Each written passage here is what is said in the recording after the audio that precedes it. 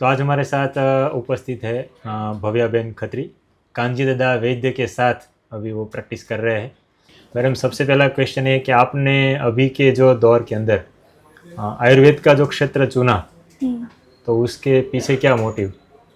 Actually जो allopathic practice अभी चल रही थी हो हम्म रही है, उसके साइड इफ़ेक्ट्स पेशेंट में बहुत ज़्यादा देखने को मिल रहे हैं हम्म कि हम्म मतलब कोई एक डिज़ीज़ के लिए आप पेशेंट को दिखाने के लिए जाते हैं, हम्म, लेकिन आप 2 डिज़ीज़ और लेके आते हैं। हाँ। दैट्स वाई मैंने आयुर्वेद फील्ड चुना और मेरा हम्म बैकग्राउंड में भी मेरे तो जो दादाजी थे, हम्म वो भी आयुर्वेदिक प्रैक्टिशनर ही थे। तो हम्म, उनके मैं उनसे कभी मिली नहीं, लेकिन हाँ, ओके। इसलिए मैंने ये थोड़ा फील्ड इस तरफ हम्म, मेरा रहा रुझान।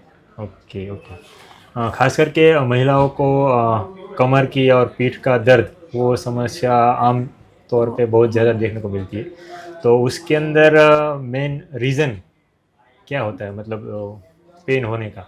मेन जो लेडीज़ में बैक पेन और जो नी हम्म पेन स्टार्ट हम्म होता है, वो एक तो उनकी डाइटरी हैबिट्स की को लेके हम्म वो होता है कि जो कैल्शियम सप्लीमेंट्स वगैरह है हम्म फीमेल्स नहीं लेती है। हम्म दूसरी बात, जो जो यंग फीमेल पेशेंट्स होती हैं उनका जो वो तो कैल्शियम डेफिशिएंसी की वजह से होता है। हम्म और आफ्टर एज ऑफ 60 जब पेशेंट को मेनोपॉज आ जाता है लेडीज़ में, हम्म तो वो ऑलरेडी कैल्शियम और विटामिन D3 का डिप्लीशन होना शुरू हो जाता है। और जो महिलाएं दूध वगैरह या कैल्शियम सप्लीमेंट्स डाइट्स में नहीं हम्म कॉपरेट करती, तो उनमें ये चीज़ें ज़्यादा सीवियर देखने को मिली हैं। तो आफ्टर हम्म। मेनोपॉज पेशेंट को या फीमेल्स को कैल्शियम सप्लीमेंट ज़रूर से ज़रूर लेना ही चाहिए। नहीं, उसके लिए आम भाषा में अगर बता सकते हैं तो? कैल्शियम सप्लीमेंट जैसे कि दूध हो गया हम्म और पनीर हो गया, हम्म और जैसे कि आयुर्वेदिक तौर पे बोले तो एक जो भस्म है, गोदंती भस्म है, हम्म शतावरी कल्प वगैरह है। हम्म और ये जो सप्लीमेंट्स है वो पेशेंट्स को ज़्यादा से ज़्यादा लेने चाहिए। और हम्म जैसे महिलाएं ऐसे हैं जो अपने घर के कामों में लगी रहती हैं, हम्म मतलब बिल्कुल रेस्ट नहीं करती हैं। हम्म तो आफ्टर दैट मतलब उनके जो ल्यूब्रिकेशंस हैं नीज़ में, वो हम्म ख़त्म होने लग जाता है। और हम्म उनमें बहुत सारी प्रॉब्लम शुरू, जैसे स्टार्टिंग बैक पेन से शुरू होती है, फिर नी पेन होता है, फिर हम्म हील पेन शुरू होता है उनके। हम्म और धीरे धीरे उनकी ओबेसिटी भी बढ़ती है एज के साथ। हम्म तो वो चीज़ें उनको कॉम्प्लीमेंट्री करती हैं सारी चीज़ें। लेकिन फिर उनको जब वो दिखाने के लिए जाती है तो उनको आर्टिफिशियल सोर्स से कैल्शियम लेना पड़ता है। अगर वो शुरू से ही अपनी डाइट का और थोड़ा रेस्ट करे, जो हम्म। लाइफस्टाइल है थोड़ा मॉडिफिकेशन करे, तो इन सब चीज़ों से बच सकते हैं। हाँ, आपने बताया कि मॉडिफिकेशन थोड़ा लाइफस्टाइल में करना चाहिए, तो उसके अंदर क्या लाइक मॉडिफिकेशन जैसे कर कि सकते हैं? महिलाओं का रूटीन क्या हम्म रहता है, सुबह उठते मशीन हम्म की तरह चालू हो हाँ, जाएंगे, काम काम करते काम हैं। काम काम, हम्म बिल्कुल रेस्ट नहीं करेंगे। हम्म तो मतलब हर 1 डेढ़ घंटे में वो एटलीस्ट 10 से 15 मिनट थोड़ा बॉडी को थोड़ा काम रखें, थोड़ा शांत रखें।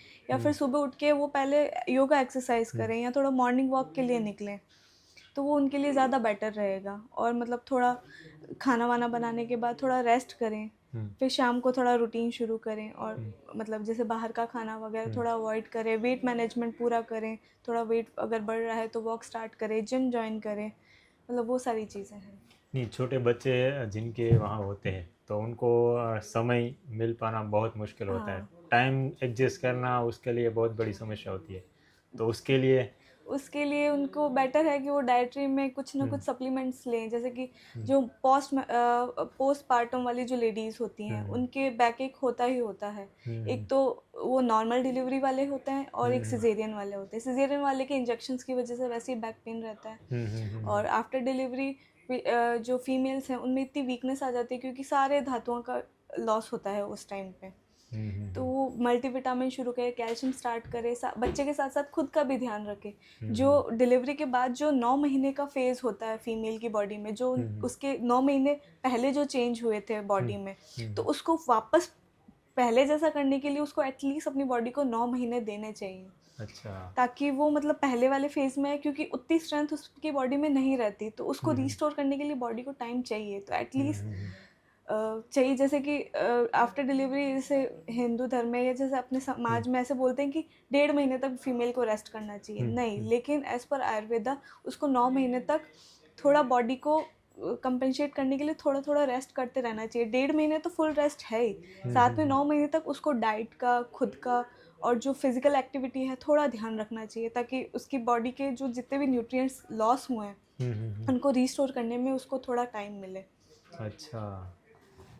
हाँ, खास करके अभी लेडीज़ के जो प्रॉब्लम्स होते हैं हम्म, पीरियड्स को लेके, या तो उसके लिए अभी मॉडर्न समय के अंदर जो जो इश्यू आ रहे हैं, हम्म।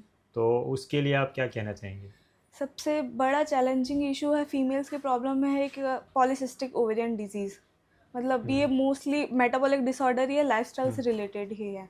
जो आजकल जो फास्ट फूड वगैरह, जो अनहेल्दी डाइटरी लाइफस्टाइल, सुबह लेट उठना, मतलब फिजिकल एक्टिविटी बिल्कुल नहीं करना, जो इलेक्ट्रॉनिक गैजेट्स वगैरह उनका बहुत से यूज़ करना, ये सारी चीज़ें उन सब चीज़ों को कॉम्प्लीमेंट करती हैं। तो उसकी वजह से स्टार्टिंग में तो फीमेल में क्या होगा, पहले वज़न बढ़ना शुरू होगा, फिर बॉडी में फिजिकल चेंजेस, जैसे थोड़ा लेथार्जी फील होगा उसको, वेट बढ़ने के साथ साथ उसके पीरियड, पहले तो वाइट डिस्चार्ज की दिक्कत शुरू होगी, उसके बाद उसके पीरियड्स थोड़े डिले होंगे, फिर इरेगुलर होना शुरू होंगे। उसको जब पता चलेगा तब तक 7 से 8 महीने हो चुके होंगे कि मुझे पीसीओडी की दिक्कत है।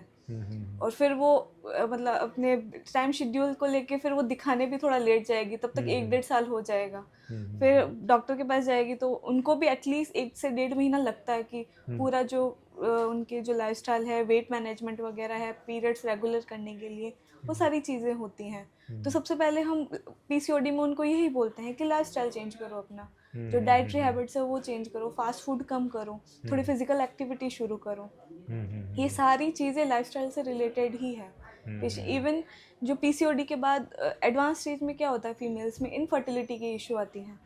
मतलब वो क्या होता है? बिफोर मैरिज उनके पीरियड्स इरेगुलर होते हैं, उनको ये पता नहीं होता कि आगे जाके उनको कंसीव करने में भी दिक्कत हो सकती है। तो वो आगे जाके इनफर्टिलिटी मतलब बंधत्व की तरफ जाती हैं। फिर मतलब आफ्टर मैरिज वो जब कंसीव करने का ट्राई करती है तो हो नहीं पाता है, फिर वो पूरे गायनेक के चक्कर काट काट के फिर उनके पीरियड्स वगैरह की वो दवाएं चलती हैं, और बहुत सारे जो हार्मोनल इशू के लिए इंजेक्शंस वगैरह लेती हैं, उससे भी नहीं होता है तो फिर वो आईवीएफ की तरफ प्रमोट होती है, उससे भी नहीं होता तो एट द एंड वो अडॉप्ट करती हैं या सैरोगेसी के लिए ट्राई करती हैं। तो अभी के सिनेरियो में यही करना चाहिए कि मतलब जो लाइफस्टाइल है उसको थोड़ा मेंटेन करें, वेट मैनेजमेंट करें। वो शुरू से ही हो जाता है जब फीमेल है, उसकी बॉडी, क्यों बोलते हैं कि 13 से 14 साल में फीमेल की बॉडी एज अ मतलब बच्चा करने के लिए प्रिपेयर होनी शुरू हो जाती है, क्योंकि पीरियड्स आने शुरू होते हैं। तो उस टाइम डाइट का पहले से ही उनके पेरेंट्स ध्यान रखें तो उसका बहुत फ़र्क पड़ता है। अभी जो आपने बताया कि आईवीएफ के प्रति लोगों का रुझान अभी बढ़ रहा है, क्योंकि अभी संतान प्राप्ति लोगों को नहीं हो रही है। नहीं हो रही, तो ये वो इश्यूज बहुत ज़्यादा होने लग गए हैं आज के समय। पहले ऐसा नहीं था। पहले फीमेल्स क्या करती थी कि मतलब उनको घर का काम भी करना होता था और वो साथ साथ में अपने हस्बैंड की भी खेती बाड़ी वगैरह में हेल्प करते थे। फिजिकली वो फुल्ली एक्टिव रहती थी, उनका वेट बढ़ता ही नहीं था, मतलब वो मेंटेन रहता था। तो पीरियड्स भी रेगुलर रहते थे और एक सर्टेन एज में उनकी शादी हो जाती थी। मतलब पहले 18 से 19 साल में लड़कियों की शादी, क्योंकि वो सबसे पीक फर्टाइल पीरियड होता है फीमेल की एज में, 18 से लेके 25 तक। तो जल्दी से जल्दी बच्चे हो जाते थे तो उनका वो बना रहता था सीक्वेंस। आज के सिनेरियो में फीमेल शादी 30-31 तक करती हैं, तब तक उनका फर्टाइल पीरियड, एक तो फर्टिलिटी रेट लो हो जाती है उनकी, फिर उनका जो हस्बैंड होगा वो ऑब्वियसली उनसे 2-3 साल बड़ा होगा, तो स्पर्म काउंट में भी कुछ ना कुछ इम्पैक्ट आने लग जाता है। और जो मेल के स्पर्म काउंट है, आज के हैबिट्स को लेके, अल्कोहल एडिक्शन, स्मोकिंग वगैरह, ये स्पर्म काउंट में सबसे ज़्यादा उसके काउंट को लो करते हैं। तो कंसीव होने में वैसे भी दिक्कत होने लग जाती है। तो इनफर्टिलिटी में नॉट इवन फीमेल्स का, साथ साथ में मेल का भी ट्रीटमेंट ज़रूरी है। अच्छा। उनको भी लाइफस्टाइल मॉडिफिकेशन ज़रूरी है, उनको भी मेडिकेशन चलती है, उनको भी अपना कुछ चीज़ें रूटीन में चेंज करनी पड़ती हैं, तभी जाके कंसीव होता है। ओके, तो ये कितना खतरनाक है? मतलब आईवीएफ सही है या गलत है? मतलब क्या कहना चाहेंगे? आईवीएफ का मतलब अभी ये है कि उनकी जो सक्सेस रेट है वो बहुत कम है। जैसे कि एक फीमेल है, वो ट्राई कर रही है 2-3 साल से प्रेगनेंसी के लिए, उसको एक आईवीएफ में नहीं हुआ, 2 में नहीं हुआ, 3 में नहीं हुआ। आईवीएफ के बाद उनको कंसीव तो हो जाता है, लेकिन उनके बॉडी पे जो हार्मफुल इफेक्ट पड़ते हैं, क्योंकि उनको कंटिन्यू 3-4 महीने इंजेक्शंस लेने पड़ते हैं हार्मोन्स के। कंसीव होने के बाद जो बच्चा वो बेयर करते हैं उसमें कॉम्प्लिकेशंस आती हैं। नॉर्मल डिलीवरी का तो उस टाइम सोच भी नहीं सकते कि बस बेबी हो जाए और वो भी हेल्दी हो जाए, तो बहुत सारी कॉम्प्लिकेशंस हैं उसके। मतलब खतरा तो है। खतरा तो है। पहले से ही सावधानी बरतना अच्छी बात है। हाँ, मतलब मतलब जो वर्किंग वुमेन्स वगैरह हैं उनके लिए मतलब अगर आप बेबी प्लान कर रहे हैं तो आपको सबसे पहले अपना लाइफस्टाइल मॉडिफिकेशन करना पड़ेगा और साथ साथ में आपकी जो भी बुरी हैबिट्स हैं जैसे अल्कोहल या स्मोकिंग या फिर कुछ भी वो आपको निकालनी पड़ेगी अपनी लाइफ से और अपने पार्टनर को भी बोलना पड़ेगा। आप कांची दद्दा वैद्य के साथ अभी आप प्रैक्टिस कर रही है, तो आपको उनके साथ प्रैक्टिस करने का जो मौका मिला तो उसके बारे में आप क्या कहना चाहेंगे? दादा के साथ मतलब बहुत ही जैसे फ्रेंडली माहौल रहता है सबसे बड़ी बात तो। और मतलब मोस्टली यहाँ पे जॉइंट्स पेन और जैसे मेटाबॉलिक डिसऑर्डर जैसे ओबेसिटी है, बीपी है, हाइपरटेंशन, ब्लड शुगर वगैरह इसके पेशेंट ज़्यादा आते हैं। हाँ पहले मेरा इसका रुझान इस तरफ नहीं था कि हाँ जॉइंट डिसऑर्डर, लेकिन कांजी दादा जिस हिसाब से ट्रीट करते हैं उस हिसाब से कि हाँ मज़े आते हैं, मतलब उनसे बहुत कुछ सीखने को भी मिला है, नो डाउट। तो जैसे कांची दद्दा का जो जीवन पूरा है तो वो सेवा करने में ही ज़्यादातर गया है, तो उसका 2 या 3 जो सीधा आपको आँख के अंदर दिखे ऐसा गुण, ऐसा आपको क्या लगा मतलब कांची दद्दा में? कांजी एक तो मतलब वो जितने मतलब करुणा से और जितनी शांति से पेशेंट को देखते हैं, मतलब मुझे नहीं लगता इतना कोई पेशेंट इतनी शांति से देखता होगा। मतलब सबसे पहले तो वो चीज़ उनसे लेने की है क्योंकि मतलब हमारे एज में बहुत जल्दी एग्रेसिवनेस आ जाती है, गुस्सा आ जाता है। पेशेंट हर तरीके के आते हैं, कोई जैसे आपने बताया कि कोई पेशेंट बस चेकअप करवा के चला जाता है, दवाई भी नहीं लेता। हाँ। और उसमें दादा मतलब ऐसे नहीं देखते कि है ना ये दवाई लेगा नहीं लेगा, वो अपने पूरे मतलब अपने मन से पेशेंट को देखते हैं, उनको डायग्नोसिस बताते हैं, ये दवाई बताते हैं, समझाते हैं कि आपको ये चीज़ें परहेज करनी है। और पेशेंट अगर नहीं भी लेके जाते तो वो कभी गुस्सा नहीं होते। मतलब नॉट इवन पेशेंट हम पे भी कभी गुस्सा नहीं होते। अगर इस क्षेत्र के अंदर आपने जैसे एमडी तक आपने पूरा स्टडी किया और आपने यहाँ तक पदवी की, तो अभी इस क्षेत्र के अंदर किसी और को जाना है तो आप क्या सजेशन करेंगे उसको, या कौन कौन जा सकता है? मतलब जैसे कि आजकल जो बच्चे हैं तो वो जनरली सीधा एमबीबीएस की तरफ दौड़ते हैं कि हाँ डॉक्टर बनना है, डॉक्टर मतलब एमबीबीएस करना है। लेकिन नहीं, उसके अलावा भी बहुत सारे फील्ड हैं जिसमें आप अपना दिखा सकते हो अपना जो वो सारी चीज़ें। तो आयुर्वेद में, होम्योपैथी में, योगा में, आजकल एलोपैथी से ज़्यादा लोग दूसरे अल्टरनेटिव थेरेपी, आयुष, होम्योपैथी में ज़्यादा प्रमोट हो रहे हैं क्योंकि उनको पता है कोविड के बाद कितने साइड इफ़ेक्ट्स हुए हैं, इंजेक्शन लगे हैं, मतलब आप ट्रीटमेंट ले रहे हो नहीं ले रहे हो कोई फ़र्क नहीं पड़ता, जो जाएगा वो जाएगा ही। इसलिए मतलब लोगों का इस तरफ थोड़ा झुकाव ज़्यादा बढ़ा है आयुष की तरफ। तो बच्चे थोड़ा डर जाते हैं कि नहीं हमारा एमबीबीएस में नहीं हुआ तो अब क्या करें, कि नहीं डरने की बात नहीं है। आयुर्वेदिक, होम्योपैथी, नेचुरोपैथी, उन सब में भी बहुत स्कोप है। तो पढ़ाई अगर किसी को करनी है तो अभी कौन कौन से अभी यूनिवर्सिटी या क्या क्या अभी अवेलेबल आयुर्वेद में? मतलब नेशनल इंस्टीट्यूट्स की बात करें तो national institute of Ayurveda Jaipur बहुत अच्छा है, BHU वाराणसी बहुत अच्छा है, दिल्ली में all India institute of Ayurveda बहुत अच्छा है, जामनगर में बहुत अच्छा है। ये नेशनल इंस्टीट्यूट है, यहाँ पे मतलब आपको हर तरीके के पेशेंट्स मिलेंगे। जैसे मैं जयपुर में पढ़ी हुई हूँ नेशनल इंस्टीट्यूट, वहाँ पे डेली की OPD 1200 से 1300 की होती थी। तो मतलब पेशेंट्स की आपको कहीं कमी नहीं होगी अगर आप अच्छे इंस्टीट्यूट से पढ़े। मतलब फ्यूचर कैसा है इसका? फ्यूचर बहुत ब्राइट है आगे। और जैसे हमारे प्रधानमंत्री नरेंद्र मोदी जी भी बहुत प्रमोट कर रहे हैं आयुर्वेद को, तो आगे इन फ्यूचर में इसका स्कोप बढ़ना ही है, कम नहीं होना। जैसे हमारे पिछले 10 सालों में जैसे हम लोग पढ़ रहे थे उस टाइम आयुर्वेद को बहुत कम लोग जानते थे कि हाँ इसमें भी ग्रेजुएशन होती है, इसमें भी MD होती है, इवन PhD भी होती है। लेकिन अब जैसे लोग बहुत जागरूक हो रहे हैं, बच्चे भी बहुत जागरूक हो रहे हैं कि आगे जाके मतलब उसमें रिसर्च वर्क, साइंटिफिक पेपर्स वगैरह बहुत सारे स्कोप है। मेडिकल ऑफिसर इसकी वैकेंसीज निकलती ही रहती है हर स्टेट में, सेंट्रल लेवल पे। मतलब सरकारी और प्राइवेट दोनों में। वो आपका इंटरेस्ट है कि आपको सरकारी मेडिकल ऑफिसर में जाना है या फिर आपको सिर्फ अपनी प्रैक्टिस करनी है। ओके। पूरा शेड्यूल दिन का कैसा होना चाहिए एक नॉर्मल घर के अंदर? घर के अंदर हाँ। जैसे कि आप सुबह उठ जाएं 6 साढ़े 6 बजे, हम्म, थोड़ा अपने बॉडी को टाइम दे, जैसे थोड़ा वॉकिंग के लिए चले जाएं, थोड़ा अनुलोम विलोम कीजिए, स्ट्रेचिंग कीजिए, जिससे आपकी मतलब फ्लेक्सिबिलिटी रहे बॉडी में और वेट मेंटेन रहे अकॉर्डिंग टू आपके बीआईएमए के।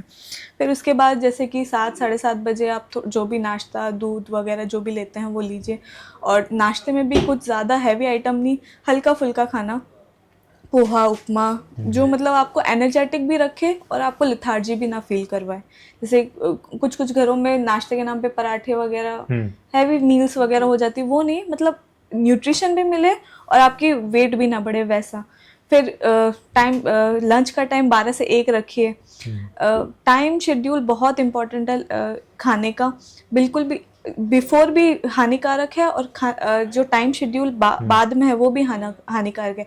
पहले खा लोगे तो आपको नींद आएगी, आप काम नहीं कर पाओगे, लेट खाओगे तो फिर आपको digestive discomfort, acidity, gas, constipation, ये सारी चीज़ें होंगी।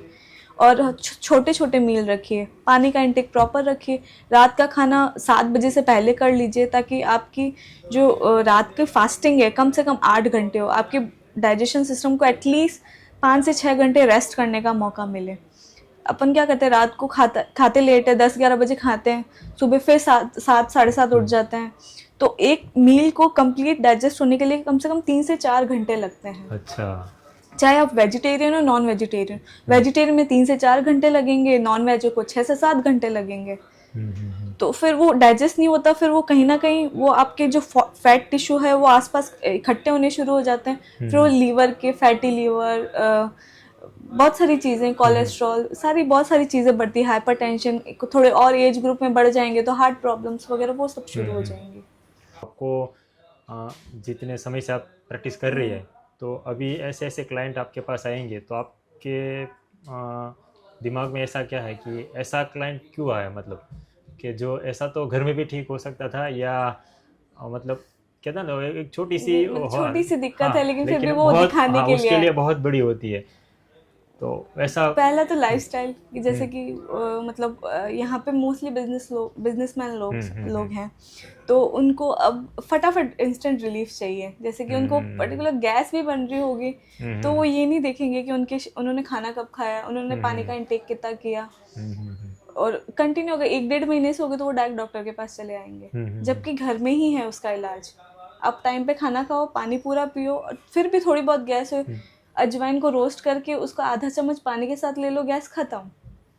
ओके, तो ऐसे कौन कौन से नुस्खे हैं जो छोटी छोटी बीमारियों को आप ठीक कर गैस सकते के लिए, जैसे अजवाइन का थोड़ा सा रोस्ट करके पानी में घोल के ले लिया। एसिडिटी यहाँ के लोगों को बहुत बनती है, नो डाउट यहाँ पे थोड़ा क्लाइमेट वैसा है तो एसिडिटी रहती है, तो अपने घर में हमेशा सौंफ का पाउडर और मिश्री का पाउडर रखिए, दोनों को मिक्स करके, एसिडिटी बनी, पानी में घोला, पी लिया, इनो के जैसे, नॉर्मल पानी में। हाँ, इंस्टेंट रिलीफ एसिडिटी में।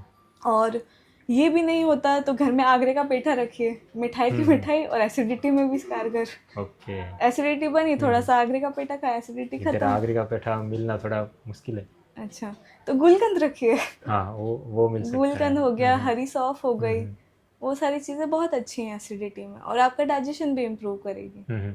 खाने में ऐसी कौन सी चीज़ है जो हर रोज दिन में एक बार तो खा सकते हैं या लेनी चाहिए?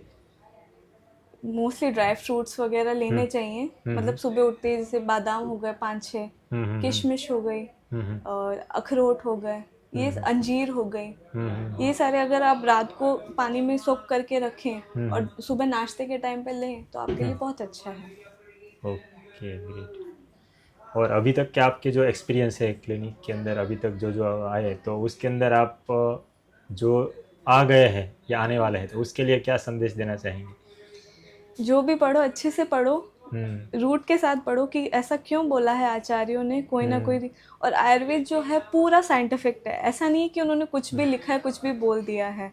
अप्रूव धीरे धीरे सारी चीज़ें हो रही हैं, लेकिन सब कुछ साइंटिफिक है, सब कुछ साइंटिफिक है। अगर आप आसपास बैकग्राउंड में भी लोगों को देखोगे और उनके सिम्टम्स नोट डाउन करोगे तो आपको मिलेंगे वो सारी। वो आपकी कैपेबिलिटी है कि आप कितना डायग्नोस कर पाते हो उस चीज़ को।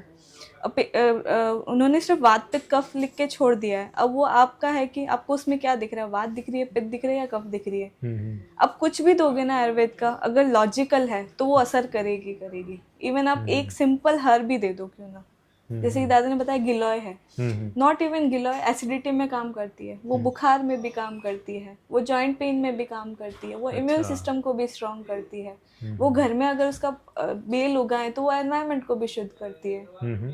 मतलब एक पौधे के इतने फायदे हैं। वो तो अभी मैंने 5-6 बताया, अगर पढ़ने जाओगे तो उसका पूरा आर्टिकल आपको मिल जाएगा।